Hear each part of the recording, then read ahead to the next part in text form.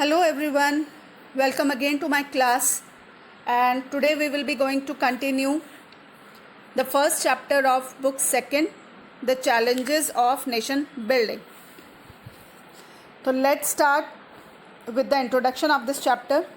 As we all know that India got its independence on 15th August 1947, or it was a moment of celebration, and Premier Nehru in his speech he said, long years ago we made a tryst with destiny, and now the time comes when we shall redeem our pledge, not wholly or in full measure, but very substantially. At the stroke of the midnight hour, when the world sleeps, India will be awakened to life and freedom. हमें सभी पता है कि हमें जो आज़ादी मिली थी वो 200 साल के बाद ब्रिटिश रूल जब ख़त्म हो गया था, उसके बाद हमें 15 अगस्त 1947 को मिली थी और एक सेलिब्रेशन की तरह इस दिन को देखा जा रहा था।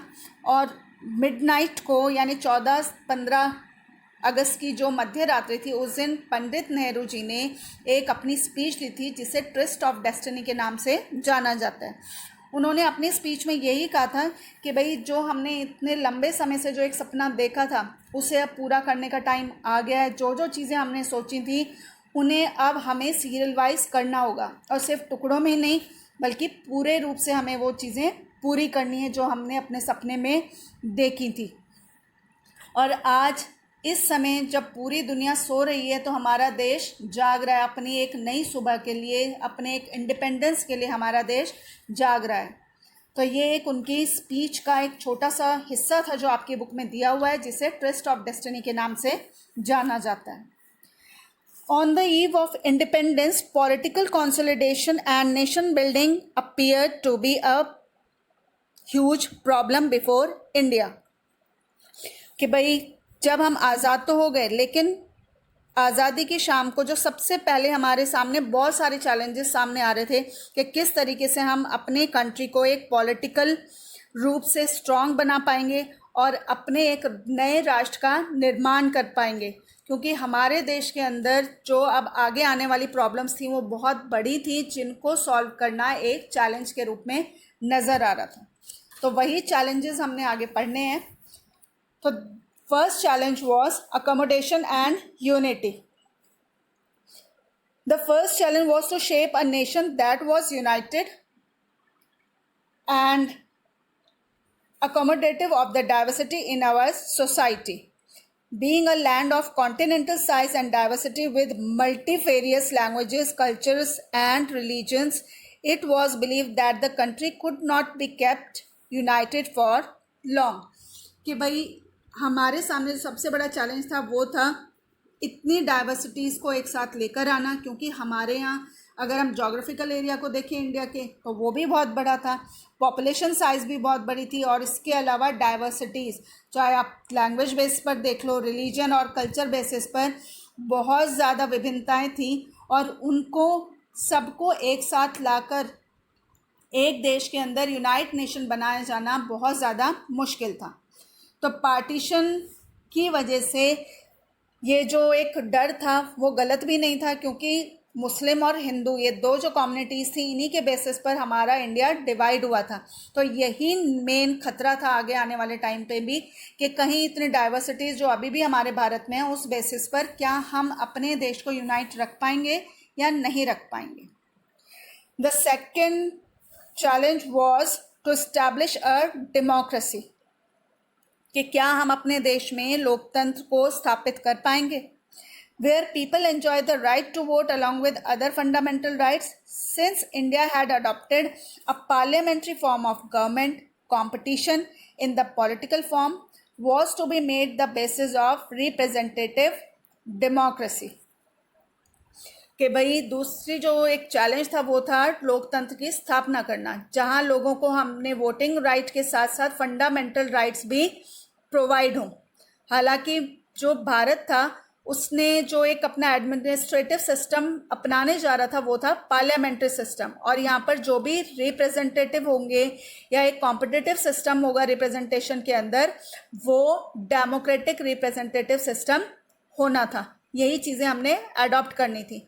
और इसमें कोई डाउट नहीं था कि एक डेमोक्रेटिक कॉन्स्टिट्यूशन के थ्रू डेमोक्रेसी को स्टैब्लिश करना बहुत ज़्यादा ज़रूरी था इंडिया के अंदर, और उसके साथ साथ हमें डेवलपमेंट भी करनी थी अपनी कंट्री की। Third one is development and wellbeing. The third challenge was to provide for development and wellbeing of all sections rather than a few. कि भाई जो तीसरी चुनौती थी वो थी डेवलपमेंट, और वो सिर्फ एक या दो की नहीं, सभी की, यानी चाहे वो माइनॉरिटी ग्रुप्स हों चाहे मेजॉरिटी ग्रुप्स हों, हर किसी की, हर सेक्शन, हर ग्रुप की भलाई के लिए, डेवलपमेंट के लिए काम करना था डेमोक्रेसी को। Principle of equality to all with special protection to socially, educationally, economically and culturally disadvantaged groups and religious minorities was to be the core part of our constitutional ideals. अब ये था कि भाई हमने सबको इक्वालिटी प्रोवाइड करवानी थी, और मेन जो प्रिंसिपल था इक्वालिटी का, उसके साथ साथ हमें सोशल एजुकेशन हर लेवल पर जितने भी लोग हैं, जो भी डिसएडवांटेज ग्रुप्स हैं, जिनको अभी तक माइनॉरिटी ग्रुप्स को ये सारी चीज़ें नहीं मिली थी, उनको हमने अपने कॉन्स्टिट्यूशन के थ्रू इन आइडियल्स को अपनाते हुए एक प्रोटेक्शन प्रोवाइड करवाना था। यही एक बेसिक वैल्यू हमने अपने कॉन्स्टिट्यूशन में रखनी थी। तो इस तरीके से India had national unity and security as the main challenges. The unity had to reflect aspirations of cross culture and cross regional identities.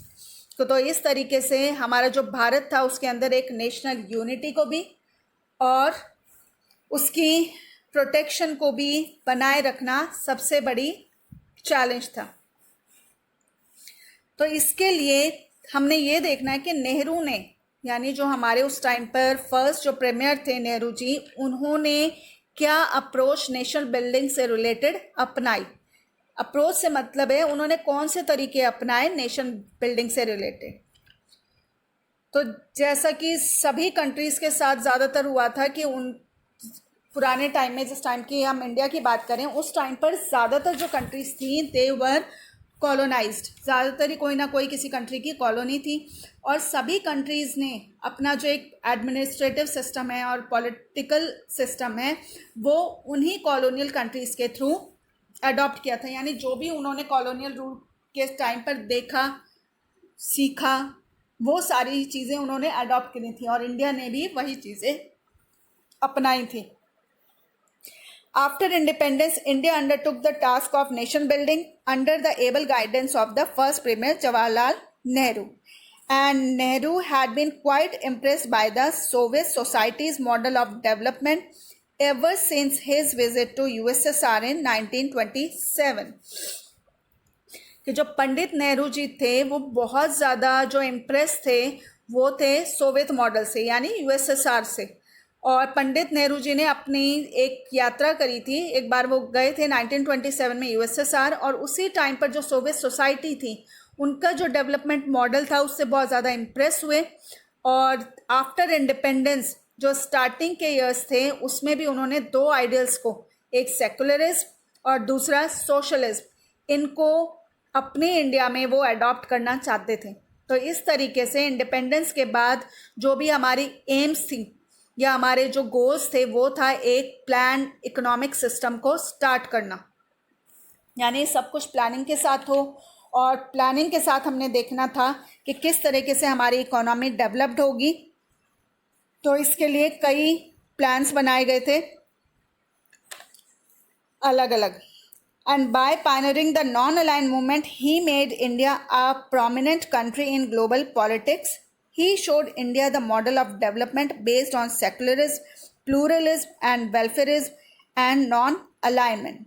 Popularly, this is known as Nehruvian approach to nation building. Nehru ji ने ये दो चीज़ें तो, यानी secularism और socialism, दो चीज़ें तो अडॉप्ट की। इसके अलावा उन्होंने देश के अंदर जो भी टेक्निकल, इंडस्ट्रियल, इन सारे ही डेवलपमेंट से रिलेटेड प्लानिंग को भी इम्पॉर्टेंट हिस्सा माना था। और इसके अलावा उन्होंने नॉन अलाइन मूवमेंट के थ्रू अपनी कंट्री को एक ग्लोबल पॉलिटिक्स के अंदर भी स्टैंड दिलवाया। ये हम फर्स्ट बुक में ऑलरेडी पढ़ चुके हैं कि नॉन अलाइनमेंट मूवमेंट जो स्टार्ट की गई थी वो की थी नेहरू जी ने with the help of other countries, और जो न्यूली इंडिपेंडेंट हुई थी और अभी एक डेवलपिंग प्रोसेस में थी। तो इन लोगों ने एक इंटरनेशनल लेवल पर अपनी पहचान बनाने के लिए इस ग्रुप को फॉर्म किया था। अब आता है कि ये सारे चैलेंजेस तो थे, अब है कि किस तरीके से ये जो टू नेशन यानी दो जो देश बनेंगे, ये कहाँ से, ये थ्योरी कहाँ से डेवलप हुई कि भाई दो देश होने चाहिए। तो ये जो थ्योरी थी it was given by Mohammad Ali Jinnah. कई बार ये क्वेश्चन आता है what was the theory of two nation theory, तो उसके लिए सिंपल सा है कि किसने दी थी, तो दी थी मोहम्मद अली जिन्ना ने। और उनका यही कहना था कि भाई जो इंडिया है उसके अंदर सिर्फ इंडियंस ही नहीं रहते हैं, मुस्लिम्स भी रहते हैं, और कहीं ना कहीं जो मुस्लिम्स हैं वो अपनी आइडेंटिटी खोते चले जा रहे हैं, इसलिए ज़रूरत है दो अलग अलग सेपरेट इंडिपेंडेंट नेशंस की। तो उसके लिए हिंदुस्तान और पाकिस्तान दो अलग अलग रीजन्स या दो अलग अलग एरियाज होने चाहिए जो सेपरेट नेशन के रूप में सेटअप हो।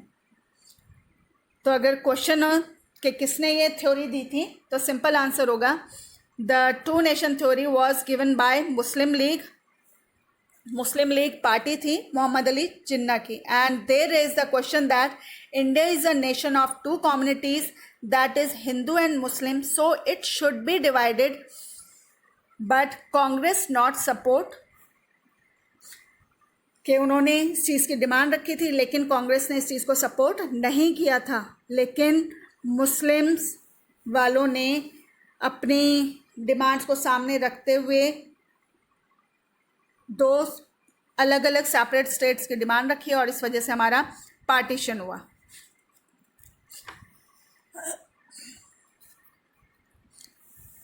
अब पार्टीशन सोचो कि इतने बड़े कंट्री थी, किस तरीके से पार्टीशन हुआ होगा। It was not a easy task कि भाई इतनी आसानी से तो ये पार्टीशन हुआ नहीं होगा, क्योंकि किसी को एक जगह से यूं उठा के भाई लो थोड़े से लोग हों, यहाँ से उठाया दूसरे एरिया में रख दिया और कंट्री बन गई, ऐसा तो नहीं हुआ होगा ना। तो उसका भी पूरा ही प्रोसेस चला होगा। तो वही चीज़ें आगे हमने पढ़नी है कि किस तरीके से हमारे देश के अंदर जो पार्टीशन का प्रोसेस था वो कैसे कैसे हुआ। तो सबसे पहले था areas of Muslim majority were not clearly delineated, कि हमारे यहाँ जो इंडिया में अगर ये कहें कि भाई इस एरिया में बहुत ज़्यादा मुस्लिम है इसलिए इसको पाकिस्तान बना देते हैं, तो ऐसा नहीं था। कोई भी एक पर्टिकुलर एरिया ऐसा नहीं था जहाँ पर मुस्लिम्स मेजॉरिटी बहुत ज़्यादा हो। There was no single Muslim majority area in India, only there were two zones of concentration, one in the east and the other in the west. भाई एक तरफ ईस्ट में थी और वेस्ट ईस्टर्न साइड में आपका बंगाल था जहाँ पर मुस्लिम लोग बहुत ज़्यादा थे, और दूसरे वेस्टर्न एरिया में पंजाब था जहाँ पर बहुत ज़्यादा थे। लेकिन it is very difficult to combine these areas. लेकिन अगर अब इन दोनों एरियाज़ को देखो कि भाई एक जगह पर लाना है, कंबाइन करना है, तो इतना आसान तो था नहीं। तो इसलिए यहाँ पर भी बहुत ज़्यादा मुश्किल आ रही थी। As a compromise Pakistan was to have two zones, west and east Pakistan, और इसी वजह से पाकिस्तान को दो हिस्सों में बनाना पड़ा, एक ईस्टर्न और एक वेस्टर्न पाकिस्तान में।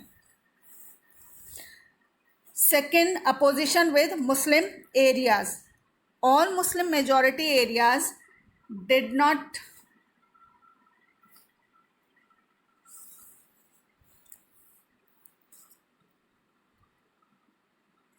want to be in Pakistan, like Khan Abdul Ghaffar Khan, the undisputed leader of NWFP and popularly called Frontier Gandhi, who was strongly opposed to the two nation theory।